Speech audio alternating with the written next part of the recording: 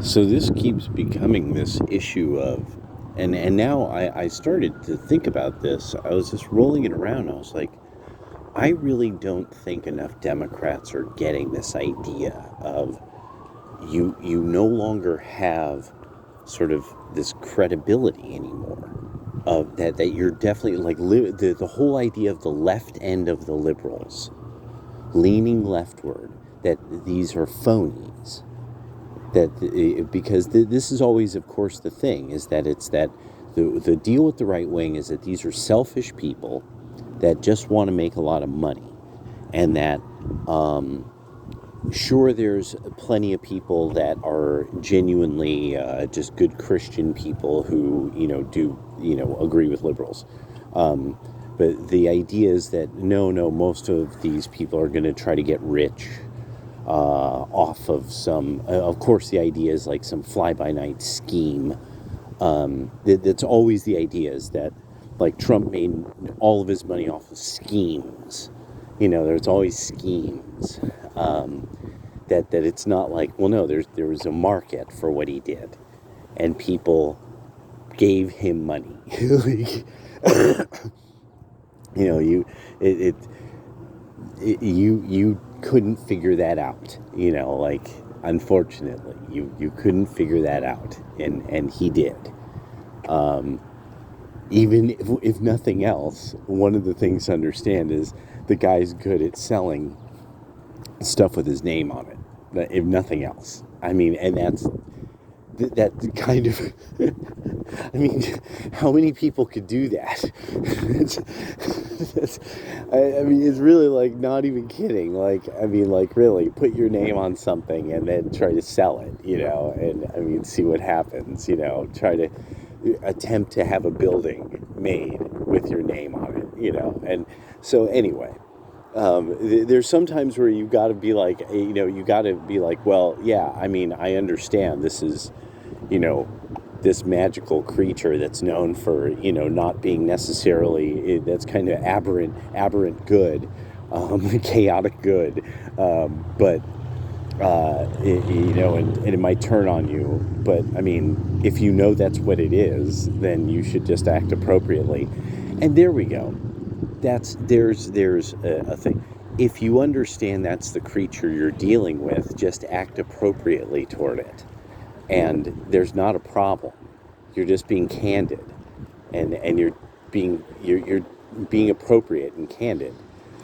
There's this complete misunderstanding people have on the left about, it's like, no, lots of right people on the right just understand Trump's the person who's going to make this happen.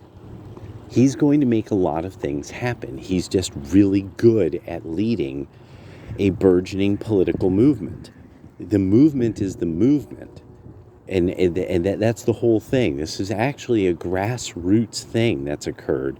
And that it doesn't matter that you're kind of mad about the fact that it appears on the left that you guys are phonies.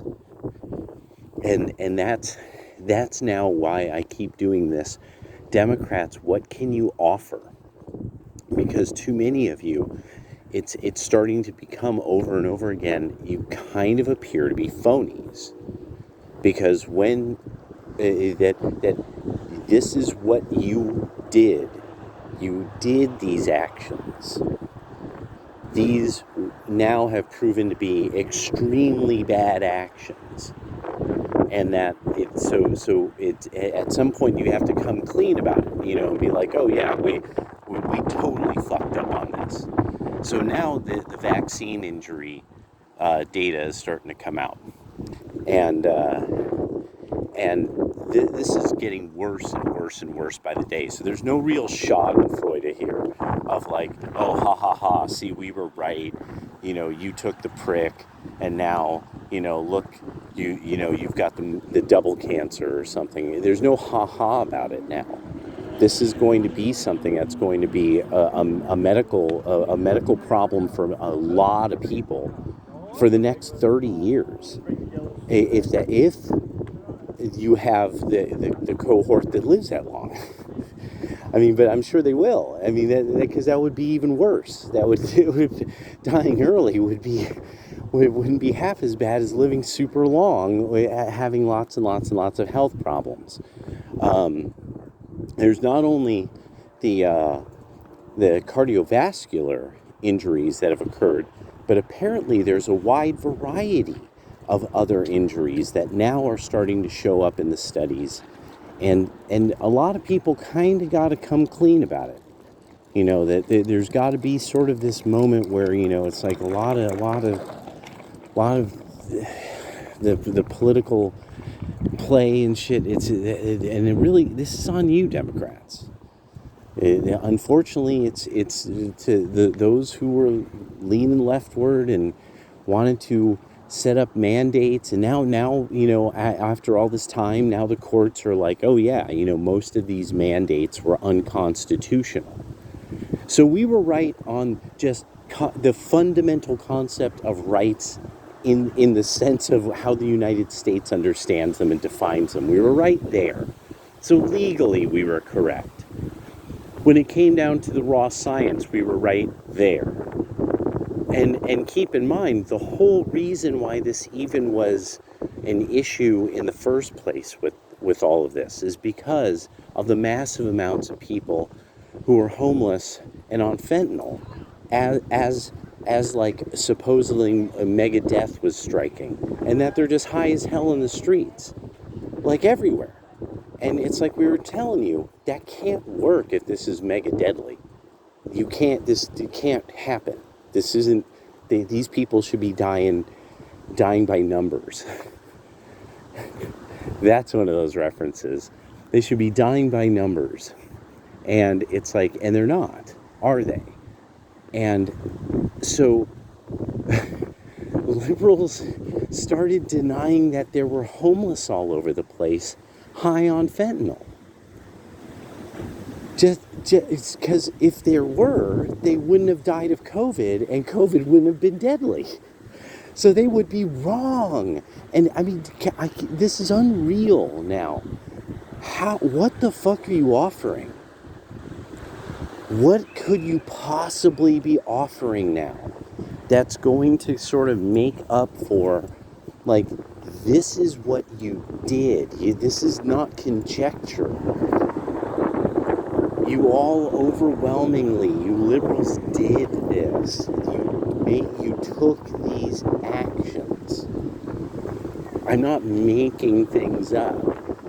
People probably can come up with not only their own anecdotes, but then remember things from, like, sort of, somebody very public that, in some way, shape, or form, did some dumb shit like this, like Alyssa Milano or something like that, or these people saying, oh, you shouldn't be able to go into grocery stores and dumb shit like that.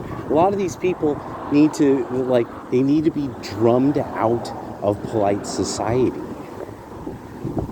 They need to be seriously, told, didn't you say this?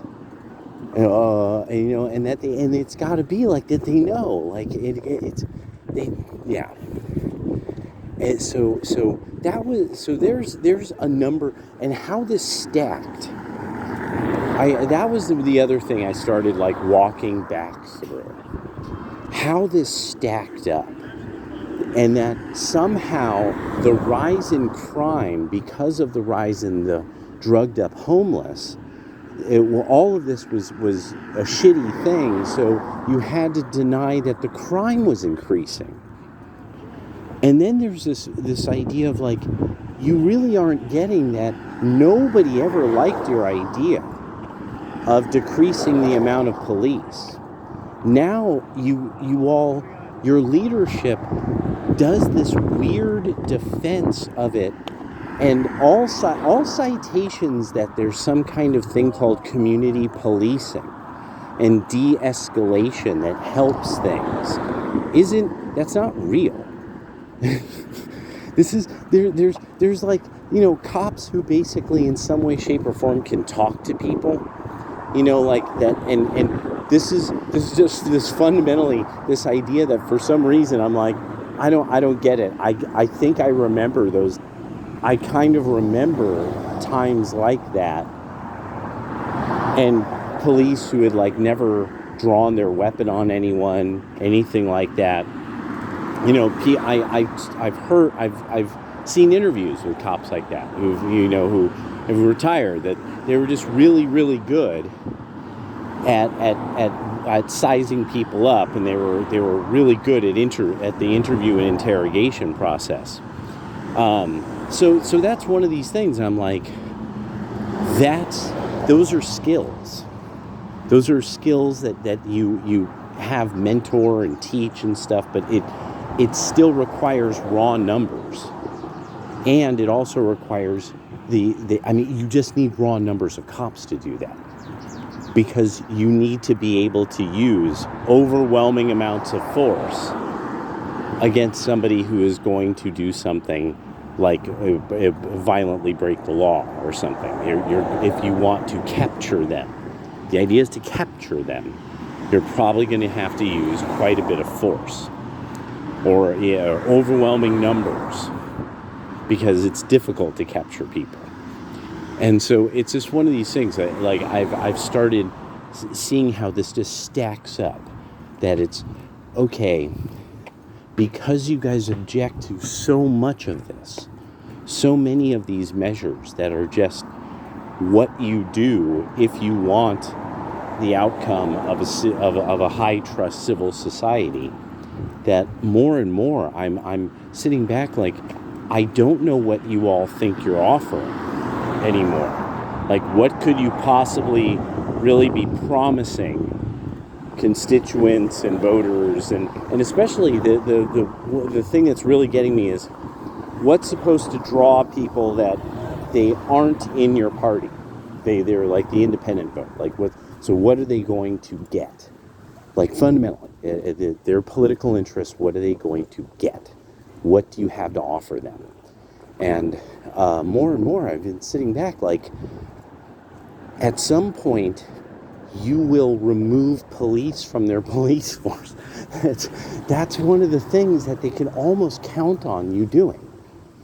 That the more they give you any power, the more likely their police force will become like less and less effective against the local criminal element, because that seems to be what you do to police forces, is you make them less capable of defending people. There's kind of this part of it of why you don't seem to get that that's become clear to people, and clear to that more and more and more, like especially Hispanic males and black males, the people who the criminal element are the most likely to target. You're not getting you're offering them a higher likelihood that something terrible is going to happen to them. Why would they vote for that? And then when it comes to, oh, no, you don't understand, they're de-escalating and the police, they're reforming and blah, blah. It's like, no. Where I live, there's more crime now. Why would I want you guys having more power when the Republicans are saying what they're going to really, really push locking up criminals and even locking, holding district attorneys and even attorney generals responsible if they would, for dereliction of their duty and stuff like that at a federal level. They're proposing all kinds of stuff like this to start, reining in this new form of justice that we're all victim to, and that we're all having justice handed to us, served cold. And so then at the same time, I'm like kind of amazed at seeing how the whole culture war thing is starting to fuse with all of this, and how they're spiraling together. The Democrats, I don't think, really are getting, and the liberals and the left aren't really getting, like, you've got, they don't time this well. They're really not timing this well.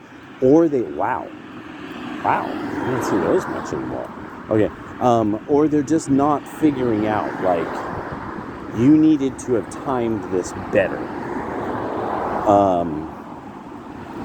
You needed, with these video games coming out, you needed something that was going to kind of pull the audience into the feeling that the election was coming. There's there's something I would think that they would have had this a little bit better coordinated.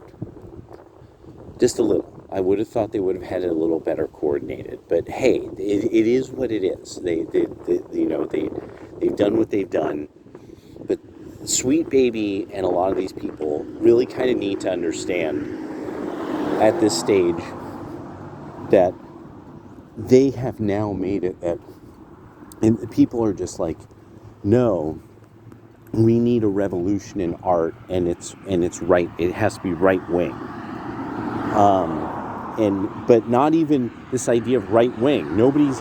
One of the things is that there's probably, it's going to be, well, no, it already is one, like, a notorious libertarian who is trying to do things, but that's the milieu that it's going to come out of. That it's going to come out of this milieu, most likely of libertarians, because it just, at present, the art on the left is just sad. It's a sad, beat up scene, and they can't even coordinate it with, in a way that they could drum up an audience that people are in a positive mood about it. I mean, it's like everyone's looking to see the liberals ruin another franchise. Everyone's waiting for it all the time now. What did they do that was a classic faux pas, classic bad writing, classic just trope, and not just a trope, but like a kind of weird stereotype trope, that okay, so, put a chick in it, make her gay and lame, and then the trope is, and the lead is a black man, just, and that's it. It doesn't matter what it is. That aspect of it, and that this has something to do whenever now you criticize this badly done art, bad art. It was a bad creation. It was not good. It was very flawed, and not like Barocco, not like Baroque music. That the idea of a flawed pearl. No, this is turtly turd. This is a very turtly turd. This is a stinky turd, and it's supposed to be gold. And they're like, all you got to do is polish it with hundreds of dollars. Polish it with money, and it'll turn into gold. And so, for some reason, this keeps getting linked to gender sexualism, and that, there's all these people that, because they can't understand the gender sexualism of it, and they're like they're not at a high enough level. They don't vibrate with the proper, like, Kundalini energy or something, and understand, like, the gender sexual power of the identity, and it's like, and then that one, that's that word identity. So it's like, so you're not really American. So you try to write stories that would make sense to Americans, but your stories don't make sense to Americans. So you're not an American. You are something. You identify as something, but it's something weird. So you should write stories for weird people. You identify as a weirdo. Write stories for weird people. It's like, and stop burning people's money. Stop burning the audience's time. even more, the thing that all artists don't fucking get, that they gotta get early, don't fucking ruin the audience's experience and burn their time. That's really like not right, to fake them out, make them think it's going to be a good show, and then it's a turd. And if you just polish it with money, it'll be like totally awesome. And yeah, you'll see. Pay $120 and you'll get it one day ahead of time, and on top of it, you'll get a free battle pass. Polish it with money. Polish it with money. No. Like I play EVE Online. EVE Online can drop one hint, one little hint, an image, and somebody's like, "Wait, what is that?"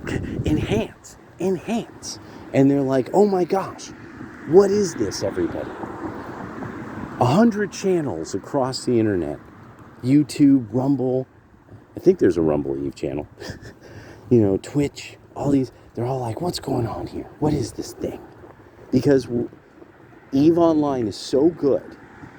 It's expensive. It's an expensive hobby. And it's so good that we never really have great complaints. There's just some stuff that it's like, it didn't quite blow people away, but almost all the time, like the last 2 years, they've been coming with it like you can't believe.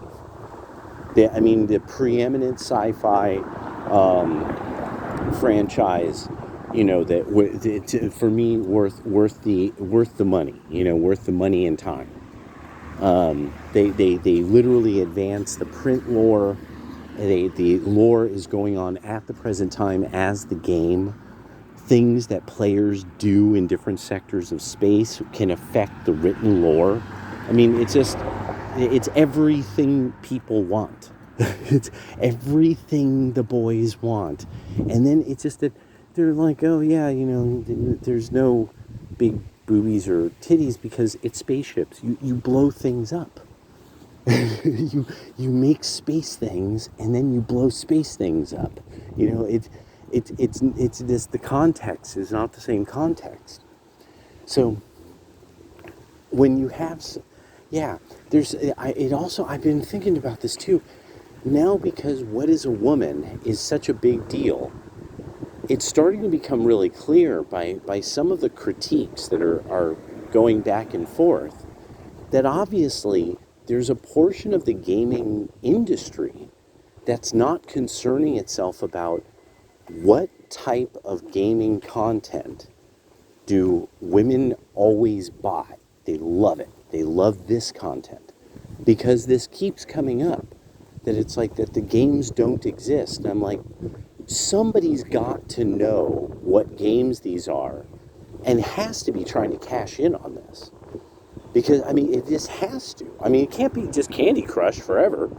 It just can't be. So it's one of these things where I'm like, or is it that there's a bunch of people that don't want to make girls' games? Let just to put it that way.